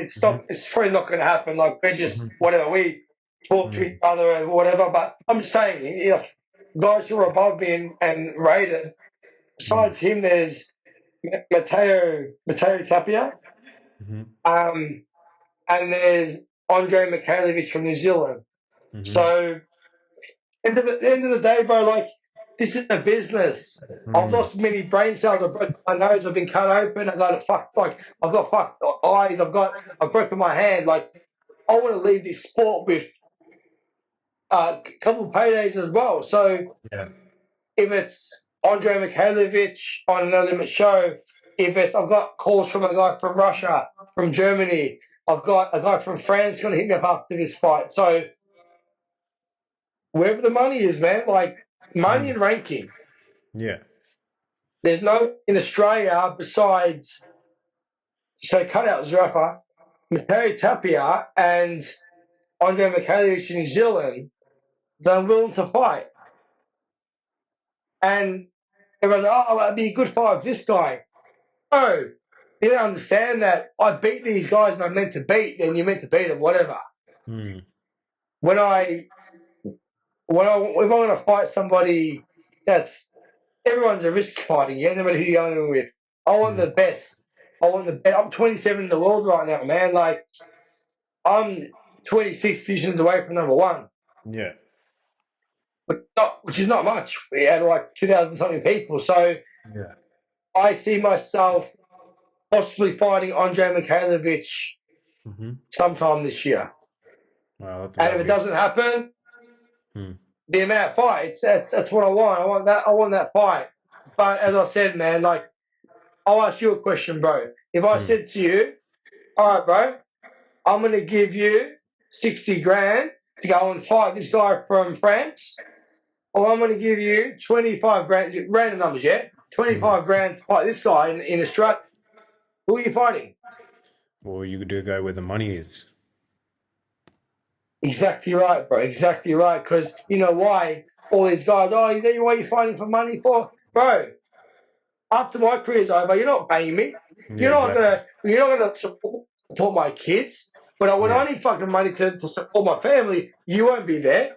exactly. Yeah. Well, you guys are comfortable in your bloody 9 to 5 job, getting 70, 80 grand a year, like 9 to 5, not Mm. happy, buddy. You know, having arguments with your wife because you're never home, and then you're trying to complain with me, trying to make money. Where I've put all these years into my boxing career, getting fucking broken noses, missing birthdays, failed relationships, no Mm. kids, no house right now. Like Mm. I'm, I'm finishing my career with money in my pocket. I don't care what happens. Yeah, for sure. And I think there's a lot of big money fights for you, and I can't wait to see how it all unfolds. But I'm sure it'll be, no matter what you do, I'm sure it'll be the right way. Everything will happen just the way Bro. it should, and yeah, it'll be awesome. All right, we'll start to wrap up. I've got a couple questions just before we wrap up. What are your Yep. what are your Actually, we'll start with are you a reader? And do you have any book recommendations for people that might be watching or listening? I'm I'm not a reader. I'm not a No, reader. no. I watch a lot of documentaries. If I Mm-hmm. want to learn anything, bro, I type it on YouTube. Yeah. I watch and listen. I'm a person who listens and watches. I don't read. Yeah. And how important do you think that study is for you as a fighter as well? And do you recommend that to your students as well to study fighting? And how much do you study as well? I study. One piece of advice: don't just study the fighter you want to be like. Yeah. Study every single fighter from the Canelo Alvarez to the Terence Crawford to the Andre Wards to the Kovalevs to back Mm, in the day the Sugar Ray Robinson, and look at every single thing they did great, mm, and just mimic and just copy, try. That's my recommendation. mm-hmm. And one other piece of advice I'll give to everyone who's training: more training doesn't mean more improvement. 100%. Sorry, Mm, harder training mm, doesn't mean more improvement. 100%. The more you train, the more you got to rest, the more you got to recover. Mm, yeah, for sure. Well, yeah, that's great advice. How do you handle your recovery as well? And when you're in camp, I also wanted to ask you this. When you're in camp, do you have your S&C coach, your nutrition or and all of this, or do you just do everything yourself at the moment? And how do you manage your recovery and nutrition and things like Bro, it's a big piece missing in my that? career Mm, for a very long time. I haven't used a strength trainer for years. mm, I haven't used a nutritionist in years because my stomach doesn't like certain foods. It's a long process, bro. It's like having a missus, bro. Like you meet a first personality, then a third personality comes out. You don't like that. Like it's like a dietitian and nutritionist. Like it takes yeah, time, bro. You know, just like you got yeah, to first live with her for a year. You know. yeah. I am gonna introduce strength and conditioning now because I'm at a level now where it's fine lines, bro. I was a better boxer than my last opponent. He just punched like a mule. Like Mm, I need to start adding strength training, and I've got to really clean up my diet. mm-hmm, Those two things together are very important. The mm, most important thing is going to the gym. When you study something, for you study an exam, you study the same thing over and over and over and over and over and over again to learn it better. Boxing, go to the gym and do things over and over and over and over and over and over again. The mm, conditioning and the dietitian and that is mm. just the extra 1%.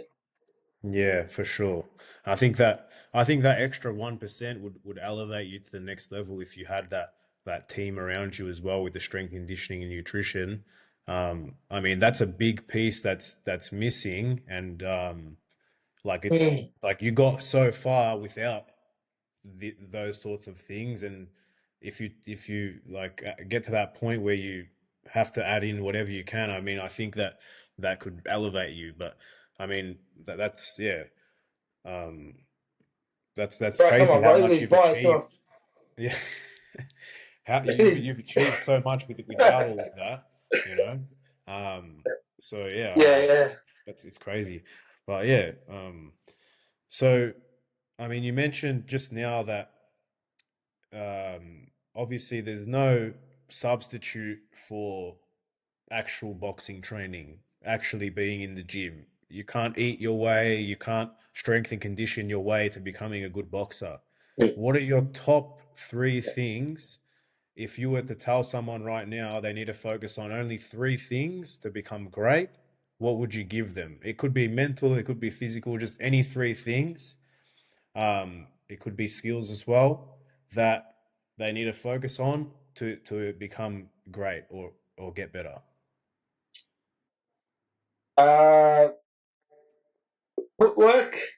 Hmm. So shadowboxing. Hmm. Shadowboxing. Shadowboxing is a whole kind of big area. Hmm. Shadowboxing. Shadowbox more and more and more and more. That's the most important thing. Hmm. Visualization and shadowboxing all comes in one. So shadowboxing is Yeah. one of the biggest things. Hmm. Two, is partner work, focusing on defense. Okay? So you've got your shadowboxing, your footwork, everything else, visualization. You've got your defense. You know why? Because when you're tired and you're puffing and huffing and you got no energy left, your defense will get you through a fight. Yeah. Number three,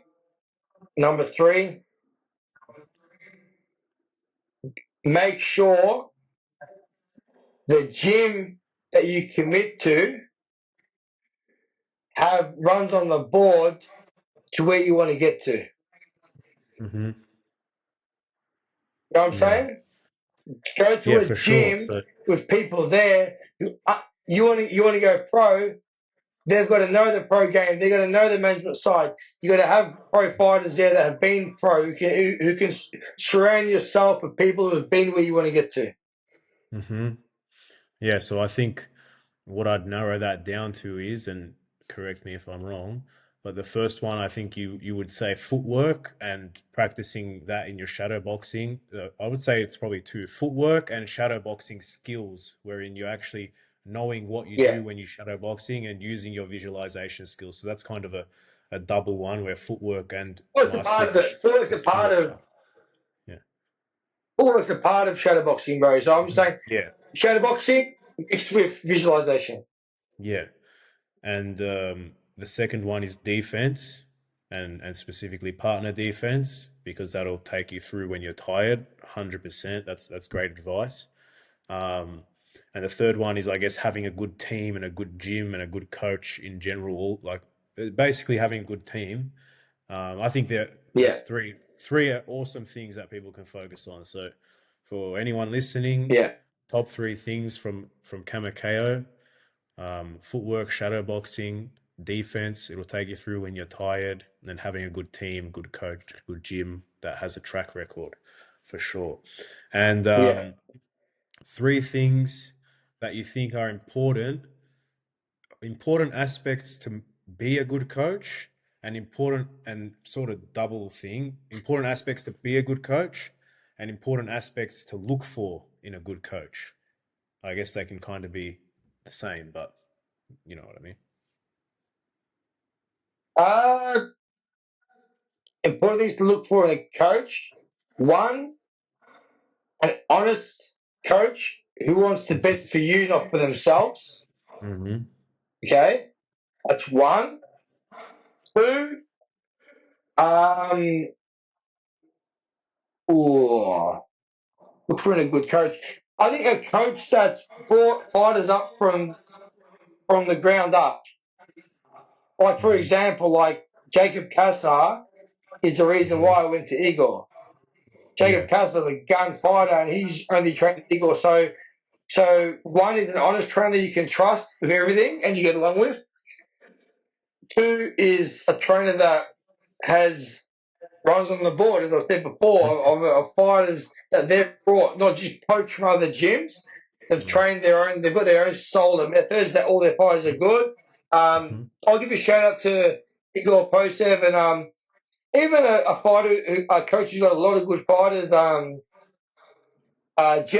Jeff Fraser in Queensland has got Xavier Fletcher, Max, and Austin Acuso. Those boys, Mm. these guys are great technical trainers.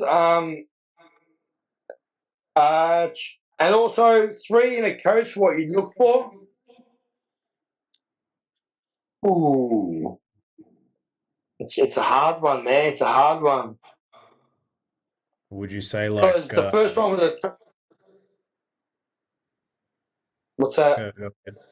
Would you say like maybe like, I don't know, like communication or empathy, or something like, I don't know, like what sort of a So that's quality the first one. So yeah. the first one is being able to communicate with your trainer and a trainer Yeah. that wants your best interest, wants to know what their own. Yeah. Two is a trainer who train a fighter from the ground up. Mm-hmm. Um, they're the two most important. And then a trainer that you like their techniques, bro. Like Mm-hmm. my trainer done us done Johnny Kim the gun as well. So was Mm. Sam the Bruno, taught me a lot. A lot of my trainers are good, but Mm. um, I've learned from all of my trainers. But my Mm-hmm. trainer right now, Billinghurst, I'm at a Mm-hmm. stage in my career where I know quite a bit of boxing, but we just gel, bro. We just Yeah. gel. He throws punches, we gel together. He gets Mm. me feeling Hmm. confident that I'm ready to fight. Yeah. But how can you don't know. It's like a miss, as I said before, bro. Like, you can't say this girl's the one unless you've spent Yeah. quite a bit of time with her, bro. Hmm. Same with the trainer. The third Hmm. one's not there. The third one Yeah. is make sure you gel with your trainer and he's teaching you the right things that you want to learn and what works for you. And a trainer that doesn't want to change you if you're already a fighter. So these things need to Hmm. be learned in time. Yeah, for sure.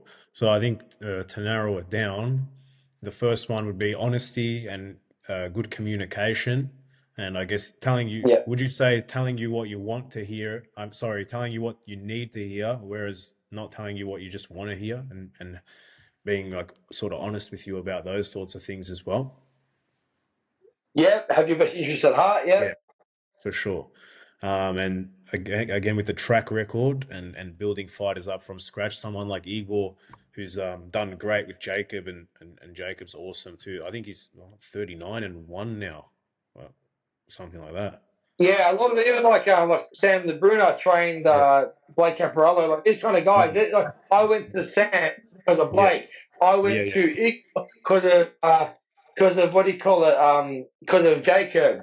I Mm. went to Glen Ruston because Hmm. of his team, like the Jeff Horns and you know what I mean. So find a Mm. trainer who's trained guys from the ground up. You know. Yeah, for sure.